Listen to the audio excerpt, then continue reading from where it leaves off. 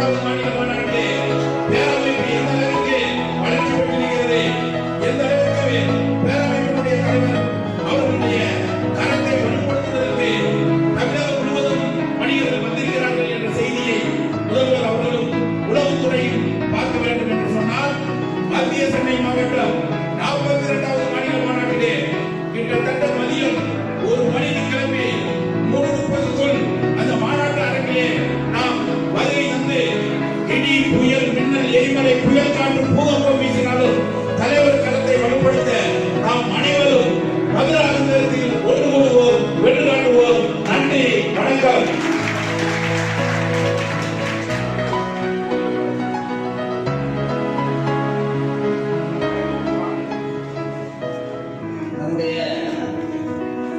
மாநில தலைவர் அவர்கள் இந்த நிகழ்ச்சி நடைபெறக்கூடிய நெல்லை தூத்துக்குடி நாடார் மகிமை பரிமாற்ற சங்கத்தின் செயலாளராக இருந்து மிகப்பெரிய முன்னேற்றத்தை கொண்டு வந்தவர்கள். அவர் மேல் காழ்ப்புணர்ச்சி கொண்ட பலர் அவதூறு கூறி அவரை அப்புறப்படுத்தி விட்டோம் என்று கனவு கண்டனர். ஆனால் உண்மை என்றுமே வென்று தீரும்.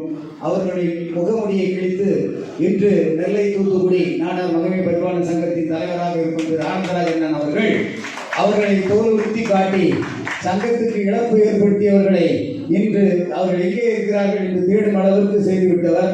அவர்களை இப்பொழுது மத்திய சென்னை மாவட்டத்தின் சார்பாக பாராட்டுகிறோம்.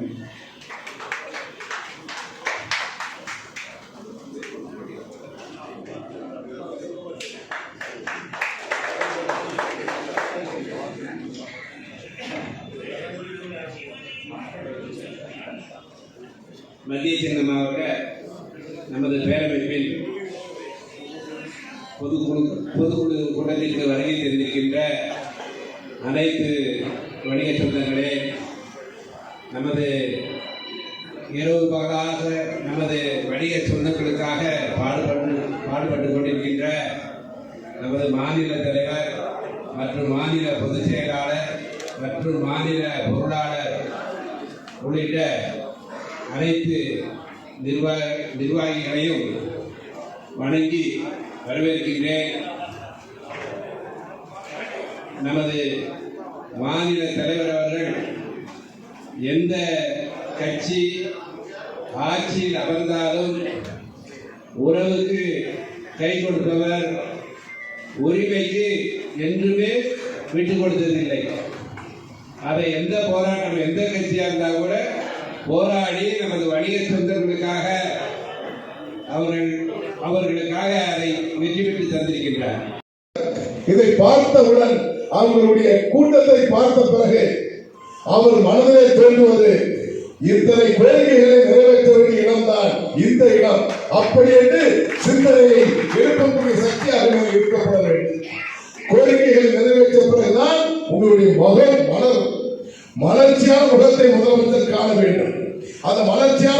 காண வேண்டும் என்று சொன்னார். அத்தனை பேரும் மாநாட்டு பந்தலிலே அமர்ந்து கொண்டு சற்று வெயில் தாக்கம் இருக்கதான் செய்யும். இப்ப எல்லாருமே ஏசிலே எடுத்துக்கிட்டு இருக்கோம். ஆக வெயில் தாக்கம் சற்று இருக்கதான் செய்யும். ஆனால் இருந்தாலும் என்ன செய்யலாம்? என்ன செய்யலாம்? ஒரு மணி நேரம் தாங்கிக் கொண்டால் அதை விட இன்னொரு செய்தி. 2 தினங்கள் முன்பாக அங்காங்கே கோடை மழை பெய்து கொண்டே இருக்கிறது. நமக்கும் தென்றல் காற்று வீச வைப்பார் இறைவன். அதில் முழுமையான நம்பிக்கை இருக்கிறது. ஆகிய அத்தனை வழிகளிலும் இந்த மாநாடு வெற்றி பெற வேண்டும் என்று சொன்னார். நாம் எடுத்திருந்த கோரிக்கைகள் வெற்றி பெற வேண்டும் என்று சொன்னார். இங்கு இருக்கின்ற கோவிந்தராஜுவோ சதகத்துள்ளாவோ சாமுவேலோ சூழல் சட்டம் செய்யலாம் நினைத்தால் முடியாது. இங்கு இருக்கின்ற ஒவ்வொரு வணிக குடும்பமும் இரத்த உறவுகள் போன்று நாம் உறவுகளாக இருக்கின்றன. நீங்கள் நினைத்தால் மட்டும்தான் அந்த மாநாடு வெற்றி பெறும். அதற்கு புதிய ரத்தம் பாய்ச்சுவதுதான் இளைஞர் அணி, பழைய பொருள் அணி என்று பல்வேறு அமைப்பினுடைய அணிகளை உருவாக்கி கொண்டிருக்கிறோம். அதிவிரைவில் சூப்பர் மார்க்கெட் இதை தனியாக ஒரு அமைப்பாக உருவாக்கி கொண்டிருக்கிறோம். இப்பொழுது டார்கெட் சிறு சிறு கடைகளை காலி செய்தாச்சு. இனி அடுத்த டார்கெட் யாருக்கு? சூப்பர் மார்க்கெட் நினைச்சுக்கிட்டு இருப்பாங்க. எப்ப சின்ன கடை காலி ஆயிடுச்சு நம்ம சரிவா. அடுத்து உங்களுக்கு தான் அடுத்த சூப்பர் மார்க்கெட்டை தான் டிமார்ட் போன்றவர்கள், பிளிப்கார்ட் போன்றவர்கள், அமேசான் போன்றவர்கள் குறிவைத்துக் கொண்டிருக்கிறார்கள். ஆகவே அப்புறம் உங்களை அப்புறப்படுத்திய பிறகு வணிக சங்கத்துக்கு வேலை இருக்காது. ஏன்னா வியாபாரிகள் இருந்தால்தான் வணிக சங்கத்துக்கு வேலை உண்டு. வணிக சங்கத்திற்கு வேலை இருக்காது.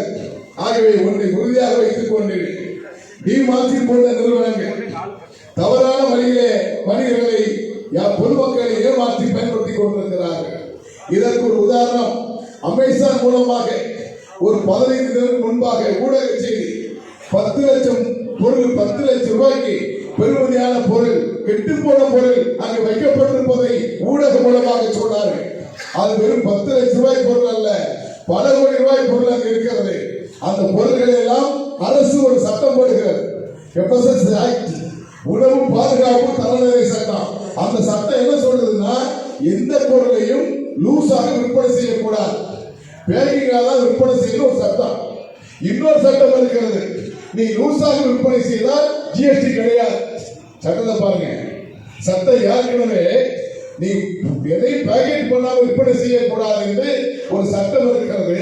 இன்னொரு சட்டம் என்ன சொல்லுகிறது என்று சொன்னால், நீ பேக்கிங் பண்ணாத லூசாக விற்பனை செய்தால் GST கிடையாது.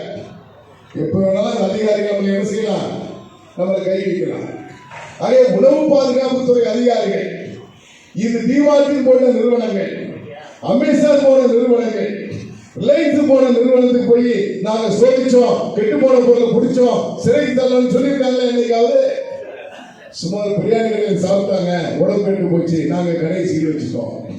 அந்த பாவப்பட்ட விவசாயிகள் டர்பிஸ் போனது வந்து இந்த மழை காலத்துல வெயில் நேரத்துல கொஞ்சம் வயிற்று போல பார்த்துக்கிட்டு இருந்தாங்க. அதை ஒரே வழியை கெடுத்து விட்டாங்க. நான் இன்றைக்கு காலை ராணிப்பேட்டை நிகழ்ச்சியில் பங்கேற்ற பொழுது அங்குள்ள விவசாயிகளை சந்தித்தார்கள். 2 ரூபாய்க்கு கூட வாங்க ஆளுங்கன்னு சொல்லி கதறாங்க. நான் இந்த அதிகாரிகள் கேட்பதெல்லாம், விவசாயிகளுக்கு தேவையான நச்சுப்புண்ட மருந்துகளை யார் விற்பனை செய்கின்றது? யார் செய்தா? மத்திய அரசு கட்டுப்பாட்டிலே தான் உரக்கடைகள் இருக்கிறார். நல்லா புரிந்து கொள்ள வேண்டும். அந்த உரங்கள் மருந்துகளை விற்பனை செய்வது அரசு கட்டுப்பாட்டில் உள்ள உரக்கடைகள் தான் விற்பனை செய்கின்றார்கள். உங்களுக்கு தெரியாதா இது நச்சுத்தன்மை உள்ளது என்று சொல்லி? நான் ஊர்ல விவசாயம் பண்றேன், எனக்கு தெரியும். சில மருந்துகளை மாமரத்துக்கு அடிச்சோம்னா 15 நாட்கள் ஆகும். அதுல இருந்து நச்சுத்தன்மை போவதற்கு எத்தனை நாள் ஆகும்? 10 தினத்திலே எனக்கு மாங்காயை பறித்து நான் கடையில விற்பனை செய்தால் அந்த மாங்காய் என்ன இருக்கும்? நச்சுத்தன்மை இருக்கும். அப்ப குற்றம் யாரு? தவறு என்பது அரசு கையிலே இருக்கிறதே தவிர பாமரையான விவசாய கையிலே இல்லை. ஆகவே இந்த தர்பீஸ் பணத்தை இந்த கோரிக்கை காமித்து அதை முடக்கி விட்டார்கள். சில ஹோட்டல்கள் முடக்கணும்னு சொன்னா எங்க கூட சந்தேகம் இருக்கு. இன்று நச்சுத்தன்மை உள்ள கோக் பெப்சி போன்ற கம்பெனிகள் அந்த அரசு துறை அதிகாரிகளை ஏதாவது கவனித்திருப்பார்களோ என்ற சந்தேகம் கூட இருக்கிறது. ஏன்னா வெயில் காலம், நட்சத்திரம் உள்ள பெப்சிக்காரங்களுக்கு ரொம்ப கார்பரேட் நிறுவனம் சூழ்ச்சியா தான் இருப்பாங்க. அவங்க தர்பீஸ் பழத்தின் விற்பனையை தடுத்துட்டா நமக்கு அதிகமாக குளிர்பானம் விற்கும் என்ற காரணத்தை சுட்டிக்காட்டி கூட செய்திருக்கலாம் என்ற சந்தேகம் எங்களுக்கு எழுந்து கொண்டிருக்கிறது. ஆகவே அதிகாரிகளே, உங்களுக்கு நன்றாக தெரியும், பாமர மக்கள் தமிழகத்திலிருந்து விவசாயிகள் சம்பாதிப்பவர்கள் அல்ல. என்றைக்குமே விவசாயிகளும் தள்ளுபடி என்றுதான் அரசு சொல்லியிருக்கிறது தவிர விவசாயிகள் கடலில் இல்லாமல் இருக்கிறார்கள் என்று சொல்லி அரசு சொல்வதில்லை. பிபி மணி அடிக்கடி சொல்லுவார், அந்த ஊர்கள் எல்லாம் பாத்தீங்கன்னா நெல்முனைகள் மழை நனைஞ்சு போனா என்ன செய்யும், முளைச்சிடும். ஆனா அரசு என்ன செய்யுது, இப்பதான் அரசு உண்மையிலேயே அந்த அரசனுடைய அமைச்சர் மரியாதை எம்ஆர் பன்னீர்செல்வம் பாராட்டலாம். ஏன்னா நிறைய ஷெட்டுகள் போட்டுக்கிட்டு இருக்காங்க, மழை நனையாமல் ஷெட்டுகள் நிறைய போட்டுக்கிட்டு இருக்காங்க. அதே போலதான் தமிழ்நாடு முதலமைச்சர் அவர்களுக்கு இந்த மேடையிலே இன்றைக்கு நான் ஒரு நன்றி சொல்றேன். தமிழ்நாடு வணிகர் சங்கங்களின் பேரமைப்பு வணிகர் அதிகார பிரகடன மாநாடு மத்திய சென்னை மாவட்டம் பொதுக்குழு கூட்டம் பிரம்மாண்டமாக நடைபெற்று கொண்டிருக்கிறது.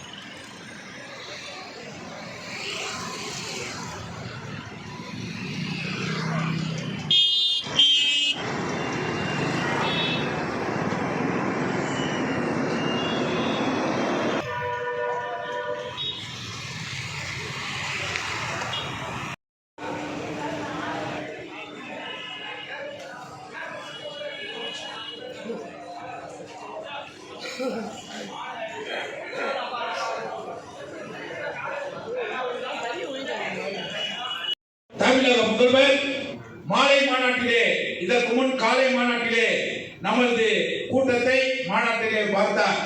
மாலை மாநாட்டிலே பேரமைப்பு கடந்த 3 மாநில மாநாட்டை காட்டிலும் இந்த 42வது மாநில மாநாட்டிலே பேரமைப்பு எந்த அளவிற்கு வளர்ச்சி பெற்றிருக்கிறது, எந்த அளவிற்கு பேரமைப்பினுடைய தலைவர் அவர்களுடைய கரத்தை வலுப்படுத்துவதற்கு தமிழகம் முழுவதும் வணிகர்கள் வந்திருக்கிறார்கள் என்ற செய்தியை முதல்வர் அவர்களும் உளவுத்துறையும் பார்க்க வேண்டும் என்று சொன்னால், மத்திய சென்னை மாவட்டம் 42வது மாநில மாநாட்டிலே கிட்டத்தட்ட மதியம் 1 மணிக்கு கிளம்பி 3:30க்குள் அந்த மாநாட்டு அரங்கிலே நாம் வருகை தந்து இடி புயல் மின்னல் எரிமலை புயல் காற்று பூகம்பம் வீசினாலும் தலைவர் கரத்தை வலுப்படுத்த நாம் அனைவரும் மதுராந்தரத்தில் ஒன்று கூடுவோம், வென்று காட்டுவோம். நன்றி, வணக்கம்.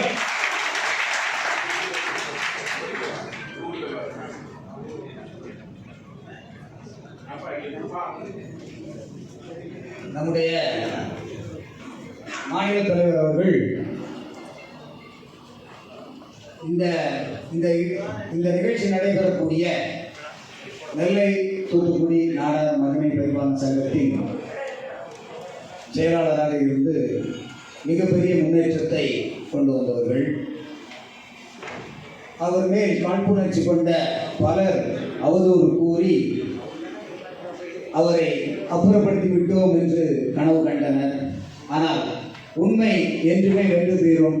அவர்களின் முகமுடியை கிழித்து இன்று நெல்லை தூத்துக்குடி நாடார் மகிமை பரிமாற்ற சங்கத்தின் தலைவராக இருக்கும் திரு ஆனந்தராஜன் அவர்களை தோல் உறுத்தி காட்டி சங்கத்துக்கு இழப்பு ஏற்படுத்தியவர்களை இன்று அவர்கள் எங்கே இருக்கிறார்கள் என்று தேடும் அளவுக்கு செய்துவிட்டவர். அவர்களை இப்பொழுது மத்திய சென்னை மாவட்டத்தின் சார்பாக பாராட்டுகிறோம்.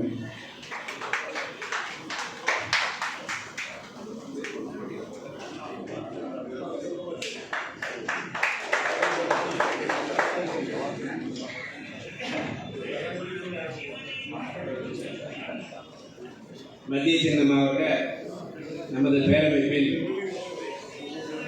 பொதுக்குழு கூட்டத்திற்கு வருகை தெரிந்திருக்கின்ற அனைத்து வணிக சொந்தங்களே, நமது இரவு பகலாக நமது வணிக சொந்தங்களுக்காக பாடுபட்டு கொண்டிருக்கின்ற நமது மாநில தலைவர் மற்றும் மாநில பொதுச் செயலாளர் மற்றும் மாநில பொருளாளர் உள்ளிட்ட அனைத்து நிர்வாகிகளையும் வணங்கி வரவேற்கின்றேன். நமது மாநில தலைவர் அவர்கள் எந்த கட்சி ஆட்சியில் அமர்ந்தாலும் உறவுக்கு கை கொடுப்பவர், உரிமைக்கு என்றுமே விட்டு கொடுத்ததில்லை. அதை எந்த போராட்டம் எந்த கட்சியாக இருந்தால் கூட போராடி நமது வணிக சொந்தங்களுக்காக அவர்களுக்காக அதை வெற்றி பெற்று தந்திருக்கின்றார். இதை பார்த்தவுடன் அவர்களுடைய கூட்டத்தை பார்த்த பிறகு அவர் மனதிலே தோன்றுவது இத்தனை கோரிக்கைகளை நிறைவேற்ற வேண்டிய இடம்தான் இந்த இடம். அப்படி என்று சிந்தனையை எழுப்பக்கூடிய சக்தியாக இருக்கப்பட வேண்டும். கோரிக்கைகளை நிறைவேற்ற பிறகுதான் உங்களுடைய மலர்ச்சியான முகத்தை முதலமைச்சர் காண வேண்டும். அந்த மலர்ச்சியான முகத்தை காண வேண்டும் என்று சொன்னார். அத்தனை பேரும் மாநாட்டு பந்தலிலே அமர்ந்து கொண்டு சற்று வெயில் தாக்கம் இருக்கதான் செய்யும். இப்ப எல்லாருமே ஏசிலே எடுத்துக்கிட்டு இருக்கோம். ஆக வெயில் தாக்கம் சற்று இருக்கதான் செய்யும். ஆனால் இருந்தாலும் என்ன செய்யலாம்? சும்மா சொல்லுங்க, என்ன செய்யலாம்? ஒரு மணி நேரம் தாங்கிக் கொண்டால் அதை விட இன்னொரு செய்தி. 2 தினங்கள் முன்பாக அங்காங்கே கோடை மழை பெய்து கொண்டே இருக்கிறது. நமக்கும் தென்றல் காற்று வீச வைப்பார் இறைவன். அதில் முழுமையான நம்பிக்கை இருக்கிறது. ஆகிய அத்தனை வழிகளிலும் இந்த மாநாடு வெற்றி பெற வேண்டும் என்று சொன்னார். நாம் எடுத்திருந்த கோரிக்கைகள் வெற்றி பெற வேண்டும் என்று சொன்னார். இங்கு இருக்கின்ற கோவிந்தராஜுவோ சதகத்துள்ளாவோ சாமுவேலோ சத்தசேனோ நினைத்தால் முடியாது.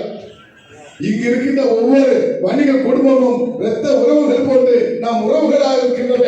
நீங்கள் நினைத்தால் மட்டும்தான் அந்த மாநாடு வெற்றி பெறும்.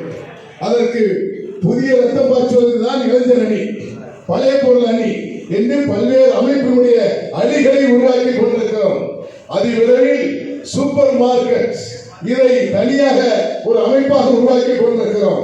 இப்பொழுது டார்கெட் சிறு சிறு கடைகளை காலி செய்தாச்சு. இனி அடுத்த டார்கெட் யாருக்கு?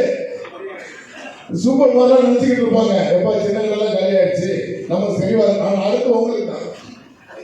அடுத்த சூப்பர் மார்க்கெட்டை தான் டிமார்ட் போன்றவர்கள், பிளிப்கார்ட் போன்றவர்கள், அமேசான் போன்றவர்கள் குறிவைத்துக் கொண்டிருக்கிறார்கள். ஆகவே அப்புறம் உங்களை அப்புறப்படுத்திய பிறகு வணிக சங்கத்துக்கு வேலை இருக்காது. ஏன்னா வியாபாரிகள் இருந்தால்தான் வணிக சங்கத்துக்கு வேலை உண்டு. வணிக சங்கத்திற்கு வேலை இருக்காது. ஆகவே ஒன்றை உறுதியாக வைத்துக் கொண்டு டிமார்ட் போன்ற நிறுவனங்கள் தவறான வழியிலே வணிகர்களை பொதுமக்களை ஏமாற்றி பயன்படுத்திக் கொண்டிருக்கிறார்கள். இதற்கு ஒரு உதாரணம், அமேசான் மூலமாக ஒரு 15 தினம் முன்பாக ஊடக செய்தி 10 லட்சம் பொருள் 10 லட்சம் ரூபாய்க்கு பெறுமதியான பொருள், கெட்டுப்போன பொருள் அங்கு வைக்கப்பட்டிருப்பதை ஊடக மூலமாக சொன்னார்கள். அது வெறும் 10 லட்சம் ரூபாய் பொருள் அல்ல, பல கோடி ரூபாய் பொருள் அங்கு இருக்கிறது. அந்த பொருட்களை எல்லாம் அரசு ஒரு சட்டம் போடுகிறது, FSS ஆக்ட், உணவு பாதுகாப்பு தரநிலை சட்டம். அந்த சட்டம் என்ன சொல்றதுன்னா, எந்த பொருளையும் லூசாக விற்பனை செய்யக்கூடாது, பேக்கிங்காக தான் விற்பனை செய்யணும் ஒரு சட்டம். இன்னொரு சட்டம் இருக்கிறது, நீ லூசாக விற்பனை செய்தால் GST கிடையாது. சட்டத்தை பாருங்க, சட்டம் ஏற்கனவே நீ எதையும் பேக்கெட் பண்ணாம விற்பனை செய்யக்கூடாது என்று ஒரு சட்டம் இருக்கிறது. இன்னொரு சட்டம் என்ன சொல்லுகிறது என்று சொன்னால், நீ பேக்கிங் பண்ணாத லூசாக விற்பனை செய்தால் GST கிடையாது. எப்ப வேணாலும் அதிகாரிகள் என்ன செய்யலாம், நம்மளை கை வைக்கலாம். ஆகவே உணவு பாதுகாப்புத்துறை அதிகாரிகள், இது டிமார்ட் போன்ற நிறுவனங்கள், அமேசான் போன்ற நிறுவனங்கள், ரிலையன்ஸ் போன நிறுவனத்துக்கு போய் நாங்க சோதிச்சோம், கெட்டு போன பொருளை பிடிச்சோம், சிறைக்கு தள்ளணும்னு சொல்லியிருக்காங்களே. என்னைக்காவது சுமார் பிரியாணி கடையில் சாப்பிட்டாங்க, உடம்பு கெட்டு போச்சு, நாங்க கடையை சீல் வச்சுட்டோம்.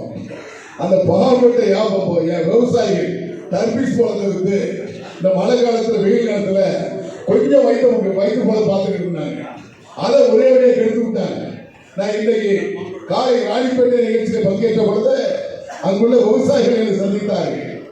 2 ரூபாய்க்கு கூட வாங்க ஆளுகள் சொல்லி கதறாங்க.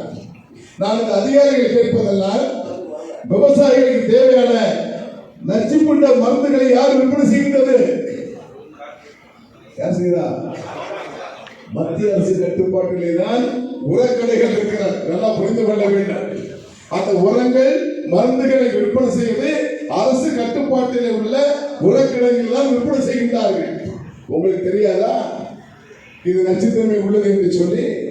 நான் ஊர்ல விவசாயம் பண்றேன், எனக்கு தெரியும். சில மருந்துகளை மாமரத்துக்கு அடிச்சோம்னா 15 நாட்கள் ஆகும். அதுல இருந்து நச்சுத்தன்மை போவதற்கு எத்தனை நாள் ஆகும்? 10 தினத்திலே எனக்கு மாங்காயை பறித்து நான் கடையில விற்பனை செய்தால் அந்த மாங்காய் என்ன இருக்கும்? நச்சுத்தன்மை இருக்கும். அப்ப குற்றம் யாரு? தவறு என்பது அரசு கையிலே இருக்கிறதே தவிர பாமரையான விவசாய கையிலே இல்லை.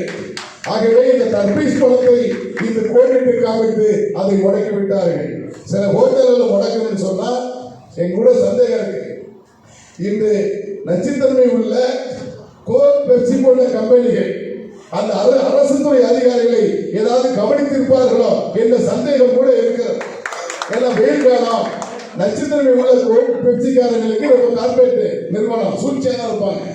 அவங்க இந்த தர்பீஸ் பழத்தின் விற்பனையை தடுத்துட்டா நமக்கு அதிகமாக குளிர்பானம் விற்கும் என்ற காரணத்தை சுட்டிக்காட்டி கூட செய்திருக்கலாம் என்ற சந்தேகம் எங்களுக்கு எழுந்து கொண்டிருக்கிறது. ஆகவே அதிகாரிகளே, உங்களுக்கு நன்றாக தெரியும், பாமர மக்கள் தமிழகத்திலிருந்து விவசாயிகள் சம்பாதிப்பவர்கள் அல்ல. என்றைக்குமே விவசாயிகளின் தள்ளுபடி என்றுதான் அரசு சொல்லியிருக்கிறது தவிர விவசாயிகள் கடனில் இல்லாமல் இருக்கிறார்கள் என்று சொல்லி அரசு சொல்வதில்லை. பிபி மணி அடிக்கடி சொல்லுவார், அந்த ஊர்கள் எல்லாம் பாத்தீங்கன்னா நெல்முனைகள் மழை நடந்து போனா என்ன செய்யும்? முளைச்சிடும். ஆனா அரசு என்ன செய்யுது? இப்பதான் அரசு உண்மையிலேயே அந்த அரசனுடைய அமைச்சர் மரியாதை எம்ஆர் பன்னீர்செல்வம் பாராட்டலாம். ஏன்னா நிறைய ஷெட்டுகள் போட்டுக்கிட்டு இருக்காங்க, மழை நனையாமல் ஷெட்டுகள் நிறைய போட்டுக்கிட்டு இருக்காங்க. அதே போலதான் தமிழ்நாடு முதலமைச்சர் அவர்களுக்கு இந்த மேடையிலே இன்றைக்கு நான் ஒரு நன்றி சொல்றேன்.